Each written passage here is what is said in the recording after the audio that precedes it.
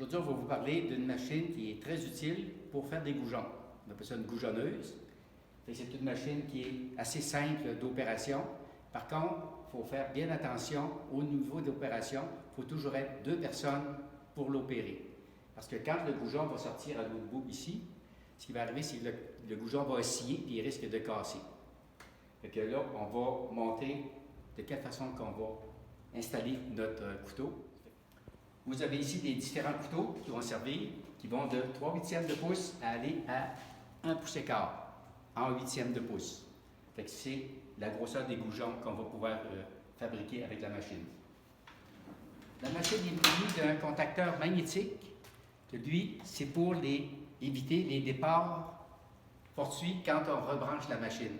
On dit, si j'arrête ma machine, je la débranche, puis il faut absolument repartir avec le contacteur magnétique, pour éviter qu'en la rebranchant, que la machine reparte. Fait qu'on va changer un couteau. On a ici la sortie comme telle qui correspond à la grosseur du goujon. Okay. Je vais le remplacer. Enlever ça. On va y aller avec un 5/8 de pouce. Fait qu'ils sont toujours indiqués pour voir la dimension. Lui, il n'est pas important, le centre de rotation, parce qu'il n'y a pas de force qui s'appuie dessus. Fait que je viens juste le barrer pour être certain qu'il ne sortira pas. Je vais prendre l'équivalent ici, 5/8 de pouce. Encore là, il est bien inscrit dessus pour avoir les 2 dimensions. Je vais venir l'insérer dans ma machine. Ici, c'est beaucoup plus gros, ça va être un quart. Quand je vais le démancher, quand mon couteau est en haut, vous voyez le couteau comment il est fait. Quand le couteau est en haut ici, là, ma plaque pour le barrer est vis-à-vis de ma vis qui est là à l'intérieur. Je vais faire le mouvement pour démancher. Tout est très serré parce que ça tourne très vite.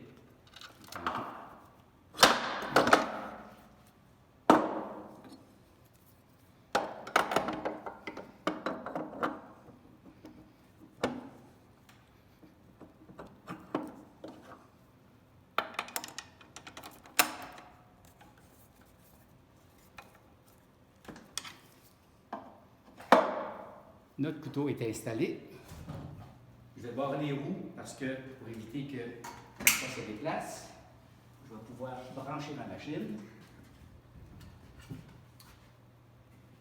Je vais mettre un baril parce que ça va faire bouger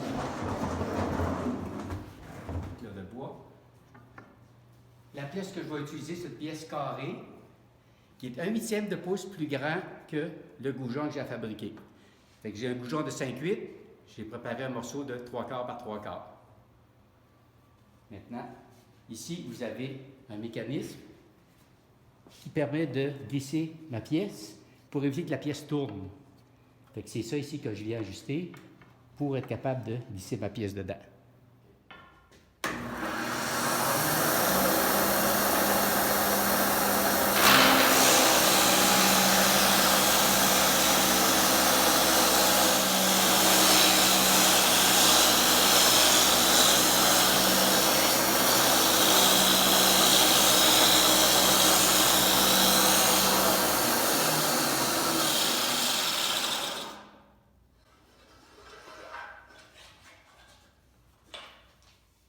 Comme vous avez pu le remarquer, étant donné que le goujon sort très loin, ça prenait une autre personne à l'autre bout parce que juste le moment oscillatoire, le bout aurait pu casser. Ensuite de ça, je me suis rendu jusque-là. J'ai arrêté ma machine, puis ensuite de ça, j'ai sorti mon goujon. Je ne peux pas le passer tout d'un bout parce que je vais sortir de la partie qui est carrée, et à ce moment-là, l'autre personne, le goujon va y tourner des mains. C'est les 2 seules choses sécuritaires qu'il faut faire quand on l'utilise.